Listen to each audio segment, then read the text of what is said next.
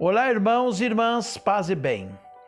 Conforme a gente tinha prometido, nós vamos dar início a uma série de estudos bíblicos e não com o intuito de fazer com que você perca a sua fé na Bíblia ou na narrativa bíblica, mas com o intuito de trazer alguns elementos mais racionais à nossa fé.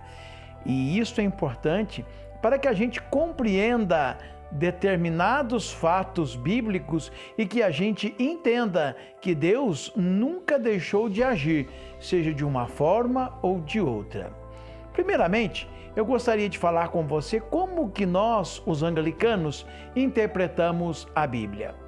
Os anglicanos afirmam em harmonia com outros cristãos a autoridade soberana e controladora da Sagrada Escritura e tem sustentado sempre que as Sagradas Escrituras do Antigo e do Novo Testamento contêm tudo o que é necessário para a nossa salvação. Nesse sentido, elas são o padrão último da nossa fé. A Escritura, ou a Escritura Sagrada, é testemunho único dos atos de Deus para com o povo de Deus. Na história do Antigo Pacto e do Novo Pacto, é supremamente ato de revelação e de redenção de Deus em Jesus Cristo. Ela é o registro e, ao mesmo tempo, interpretação de autoridade desses atos. É tarefa da igreja em cada geração entender o que é o cerne e o jugo da revelação divina. Para isso é que nós estamos aqui e é para isso que nós também tentamos trazer luz a esta questão. Para isto apelamos para a tradição da comunidade cristã que crê e usamos o dom da razão, esse é o objetivo, que é dada por Deus e para Ele dirigida, a fim de nos apropriarmos a verdade da Escritura e da interpretação contínua da Igreja na tradição. Aos teólogos e aos exegetas cabe o papel especial a desempenhar na compreensão e interpretação das tradições. O objetivo desses nossos encontros não é embaçar ou embaralhar a fé de ninguém em relação à narrativa bíblica. O objetivo é criar pontes, justamente entre a tradição e a razão, fazendo com que os leitores da Sagrada Escritura possam ter curiosidade, possam querer cada vez mais estar por dentro do que é de fato o que a Bíblia tem a nos dizer. E nós podemos então sair assim fortificados em sua formação, na formação bíblica pastoral de cada um. E nós vamos então entender como que nós vamos proceder. Eu gostaria de seguir o método aqui do teólogo, escritor, e ele é padre também, da Igreja Católica Romana, Ariel Álvarez Valdés. Ele nasceu em Santiago del Estero, na Argentina, em 1957. Ele é um teólogo, é um estudioso bíblico argentino, formado em teologia bíblica pela Faculdade Pontifícia Universidade de Salamanca. Em 2008, o padre argentino e renomado professor universitário foi proibido pelo Vaticano de continuar dando aulas e nem de divulgar entrevistas ou informações nos veículos de comunicações locais. A decisão se deveu ao fato de o religioso ter negado a existência de Adão e Eva. O que, na realidade, vai muito mais além do que essa simples negação. Pois na série O que Sabemos sobre a Bíblia, deste autor, ele não só questiona o fato real da existência de Adão e Eva, mas ele faz uma reviravolta na interpretação do texto e dos fatos bíblicos. Questionamentos que nós pretendemos aproveitar aqui em nosso estudo bíblico. Não estamos aqui para apresentar o estudo desse teólogo e nem para defender aquilo que ele apresentou, mas vamos seguir as sugestões de questionamentos que ele faz e, é claro, aproveitar muito das suas afirmações. Mas, portanto, também em 2016, o Vaticano reconheceu que não havia erro teológico nas publicações de Ariel Valdez e suspendeu a ação ao teólogo. Isso durante o pontificado de o último Papa Francisco. Vamos então começar. Vamos começar pelo livro do Gênesis. O livro do Gênesis é o livro mais fascinante da Bíblia e o mais complicado. Foi escrito milhares de anos depois dos fatos que ele narra. Foram vários os autores do Gênesis, não um só. Dizem os estudiosos que este livro é um conjunto de escritos de vários autores. Porém, ele foi transmitido de pai para filho e faz parte da chamada tradição oral. Os textos que o compõem são escritos contendo vários estilos e muitos influenciados por mitos que existiam nas diversas épocas da vida do povo hebreu. Nós queremos começar com um fato bem interessante e um fato que traz muita curiosidade e muito questionamento: o dilúvio. A Arca de Noé de fato existiu? O dilúvio de fato foi real? Vamos dar uma olhada na geografia. Primeiramente, o Monte Ararat, da onde se diz que a arca pousou após o dilúvio, é uma das montanhas mais visitadas do mundo. O Ararat é uma pequena cadeia de montanhas, não é uma montanha só, com 13 quilômetros de largura, localizada entre a Turquia e a Armênia, e tem dois cumes principais, o Ararat Maior e o Ararat Menor. Muitos procuraram a arca. Um dos maiores mistérios do século XX, continua no século XXI, consiste na sobrevivência da antiga Arca de Noé. A Bíblia diz que uma grande inundação ocorreu há aproximadamente 5.000 anos, no qual Noé e sua família sobreviveram mediante um grande barco de madeira que havia construído. Esse barco finalmente pousou sobre as montanhas do Ararat. Você pode conferir isso lá em Gênesis, no capítulo 8, no verso 4. O historiador Flávio Joséfo, que viveu durante a última parte do primeiro século, escreveu em Antiguidades Judaicas que os armênios chamam o lugar onde Noé aportou de lugar da descida, devido a arca ter ficado a salvo neste ponto e seus restos serem mostrados ali pelos habitantes até hoje. Isso disse Flávio Joséfo. Em 330 a.C., Jacó, um patriarca de Nisbis, tentou chegar ao cume. Ele falhou, mas, segundo uma lenda, um anjo visitou e lhe deu um fragmento da arca.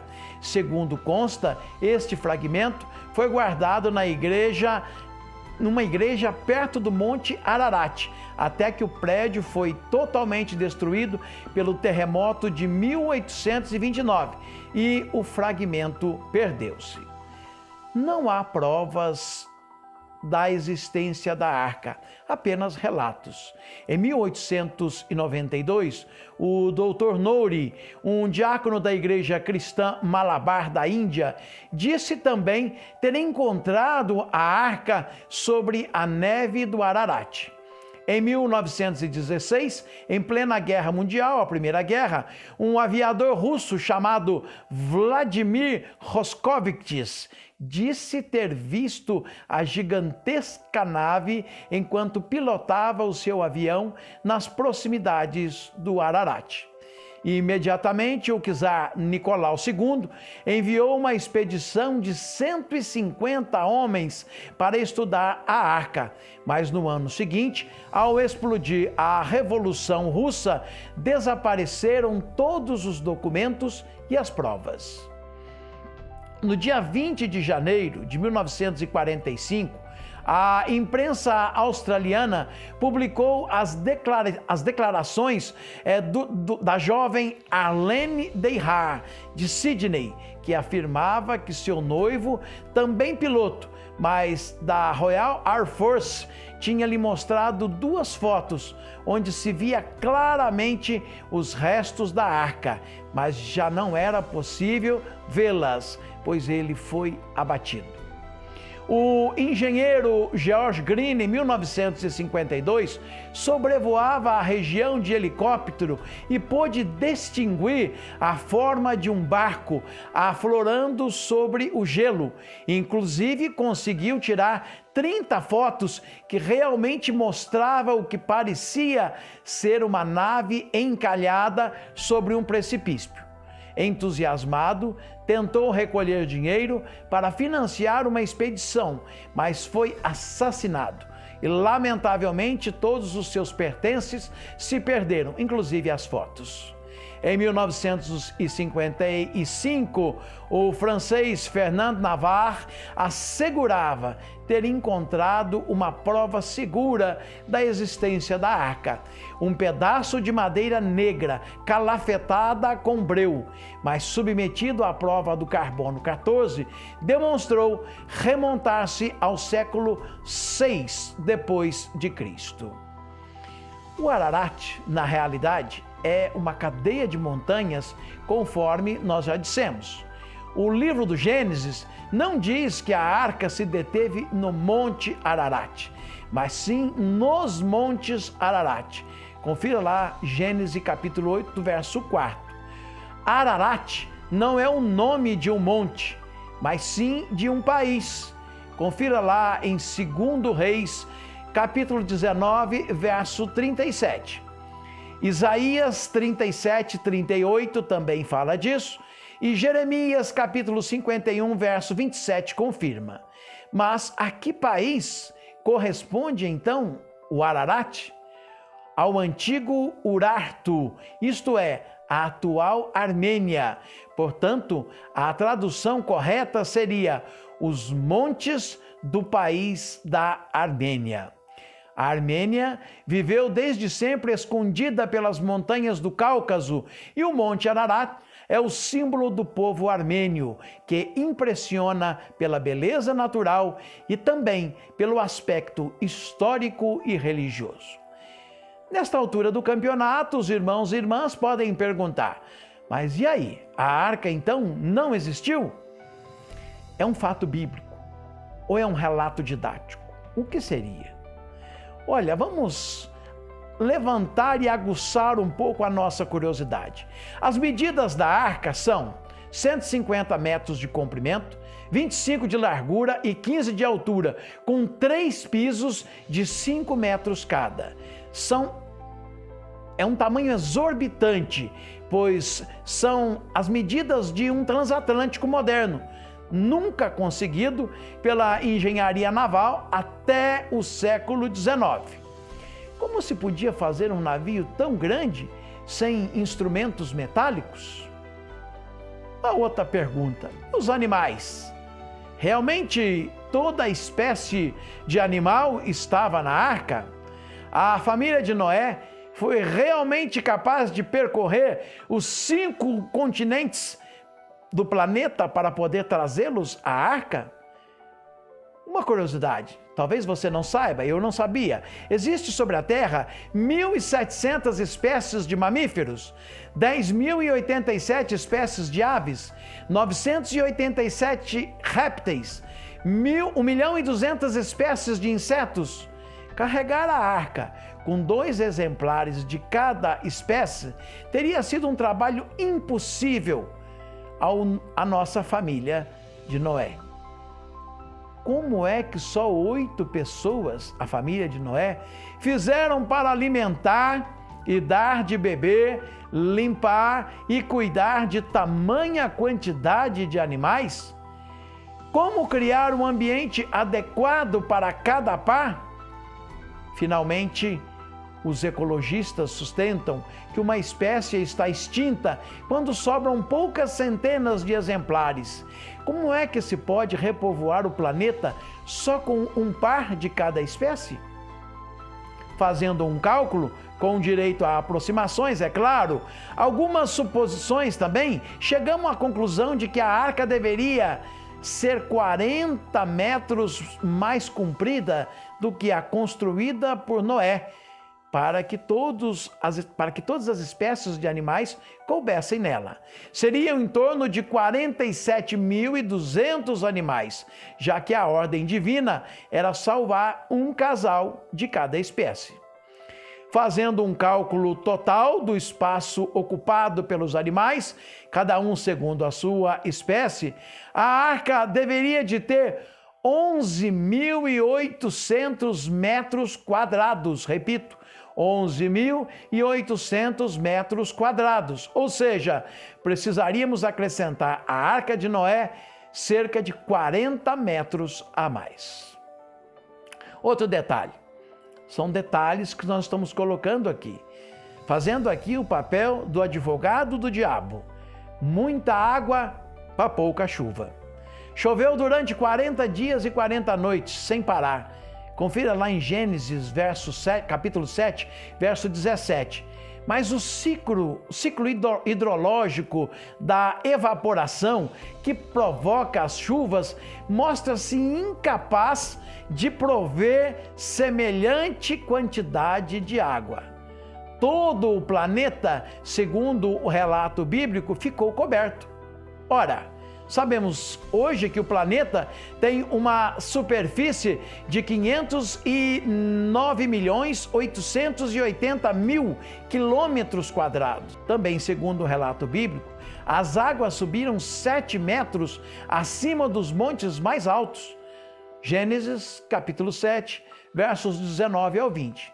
Vejamos, o Everest é o monte mais alto do planeta e tem 8.846 metros, ou seja, para a água alcançar esta altura de quase 9 quilômetros, seria preciso que os mares subissem em média 222 metros por dia. Outro entrave no relato do dilúvio. Se as nuvens que atualmente estão em nossa atmosfera se precipitassem de repente sobre todo o mundo, o globo permaneceria encoberto apenas com 5 centímetros de água. Para se ter uma ideia, a quantidade de água necessária para semelhante coisa, vamos considerar o diâmetro da Terra no Equador, 12.756,8 quilômetros, e a altura do Monte Everest, que é de 8.848 metros. Seria de uma massa de água, isso é só para os matemáticos, de 4.525 vezes 10 elevada à 21ª potência. E estima-se que a quantidade de água existente na atmosfera atualmente, naquela época, seja uma parcela ínfima deste volume. E mesmo toda a água na hidrosfera terrestre, incluindo oceanos, rios, lagos e outros cursos de água, é menos que 1/3 desse volume, ou seja, 4.525 vezes 10 elevada à 21ª potência. Confuso, não? E ainda não é o momento de perguntarmos se de fato o dilúvio existiu. Nós temos ainda outros detalhes técnicos. E as plantas? Morreram todas? E os peixes também ficaram na arca? Vocês sabem que peixes de água doce não sobrevivem em água salgada, correto? Curiosamente, peixes e criaturas do mar não foram mencionados. Analisando a Bíblia, sabemos que os animais aquáticos não estavam na lista de Noé. Claramente o texto nos mostra que somente os animais terrestres e aéreos é que foram salvos da catástrofe. A maior parte dos peixes, provavelmente, se o dilúvio tivesse acontecido, não deve ter sobrevivido. Não sabemos o quão salgado era o mar antes do dilúvio. Só uma permanente cadeia de milagres tornaria possível todos esses fatos. Coisa improvável? Não. Não é impossível para Deus. Porque na Bíblia nós vimos, e pela narrativa, nós temos muitos milagres. Mas o que nós estamos questionando e o que nós estamos colocando aqui, que seria improvável. Porque nós vemos milagres na Bíblia e todos os milagres são para aumentar a fé das pessoas e não para exterminá-las. E sabemos da extrema misericórdia de Deus. Agora, um fato que talvez nós devemos nos atentar. O dilúvio existiu?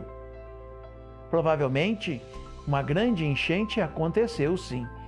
Nós temos várias narrativas de inundações.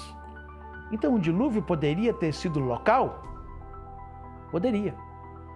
Porque nunca existiu, de fato, um dilúvio universal. Não se pode negar também a existência de algum dilúvio ou de uma grande inundação antiga, mas localizada. Nunca universalizada. Mas estamos falando com o povo daquela época. Então a Bíblia não está se contradizendo. As dificuldades impostas pelo dilúvio global levaram ao desenvolvimento de uma teoria que o dilúvio não foi um evento que atingiu todo o planeta Terra, mas somente aquela região em que era habitada. Isso é muito provável que de fato aconteceu.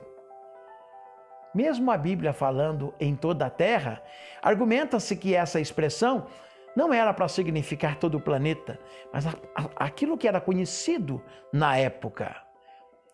Porém, todas as catástrofes naturais que atingiram os povos pré-históricos, as inundações sempre deixaram marcas muito profundas. No Oriente Médio, por exemplo, existe um mito de um dilúvio universal, que é a epopeia de Gilgamesh, que é uma história da Mesopotâmia. Todos os povos nativos, em geral, possuem uma lenda de inundações em todas as culturas que nós conhecemos. E nós vemos que essa afirmativa se fazer baseado tanto na história quanto na geologia. Então a Bíblia não está mentindo. A Bíblia não está dizendo, não está fazendo uma afirmação falsa. É preciso que entendamos o conteúdo da história da Bíblia.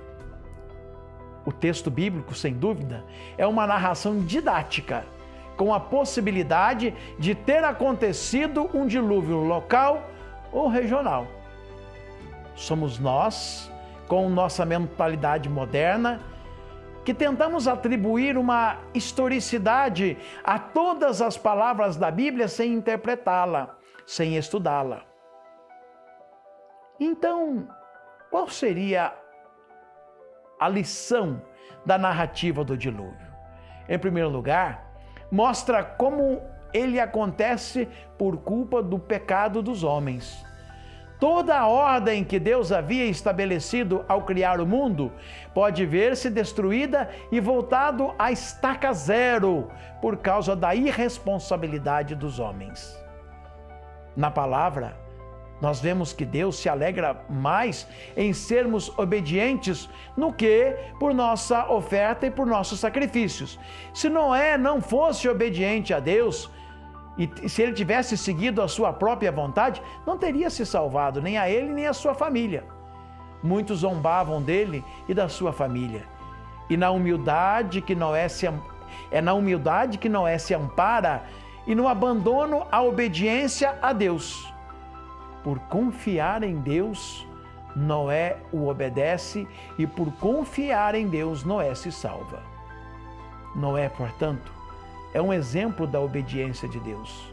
O relato bíblico mostra-nos a fé e a submissão deste homem incrível, deste homem obediente em tudo, que ao longo dos 4 capítulos do relato bíblico jamais pronuncia uma única palavra.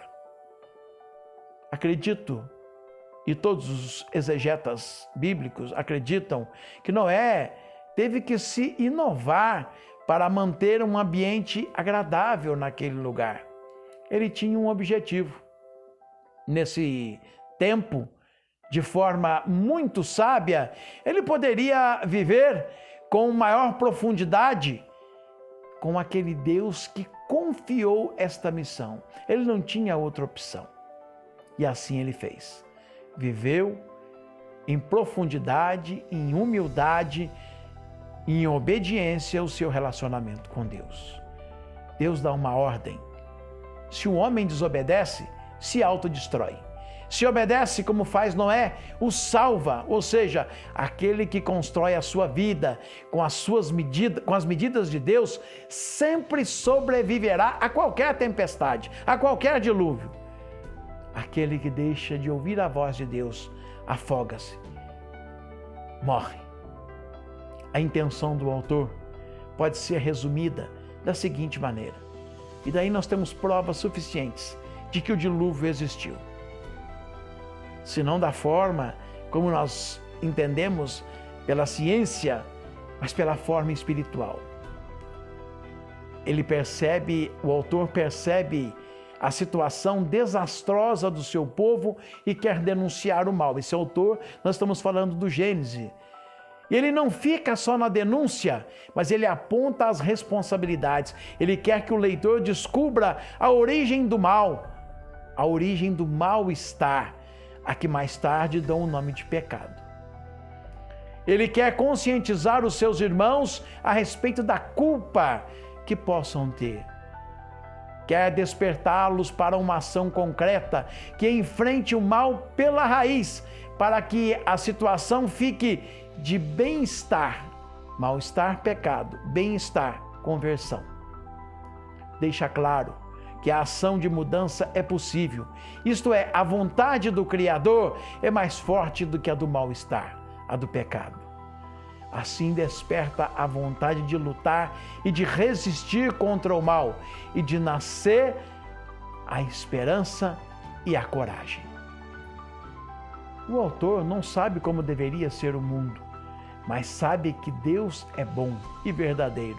Por isso ele imagina que Deus gostaria que o mundo fosse diferente de toda a situação que ele constata.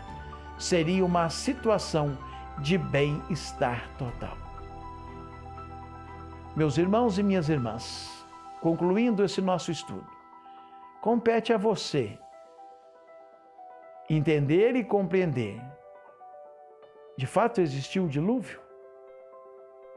Na minha pequenez e na minha humildade de servo de Deus, eu creio que o dilúvio existiu. E várias vezes voltou novamente. Não foi um Noé que nós tivemos vários Noés. E é graças a esses Noés que nós passamos por tantas tempestades, por tantos dilúvios. Graças a este abrigo que Noé nos fala, desta arca, que na realidade não é uma arca de madeira, mas é uma arca espiritual. É uma arca que nós podemos sempre recorrer, que nós podemos sempre nos esconder das tempestades, dos raios, daquilo que nos mata, daquilo que nos destroça. Esta arca, ela é espiritual, meu irmão, minha irmã. Ela existiu, ela existe e temos fé de que ela existirá. Aguardo vocês no nosso próximo encontro bíblico. Um grande abraço a todos vocês.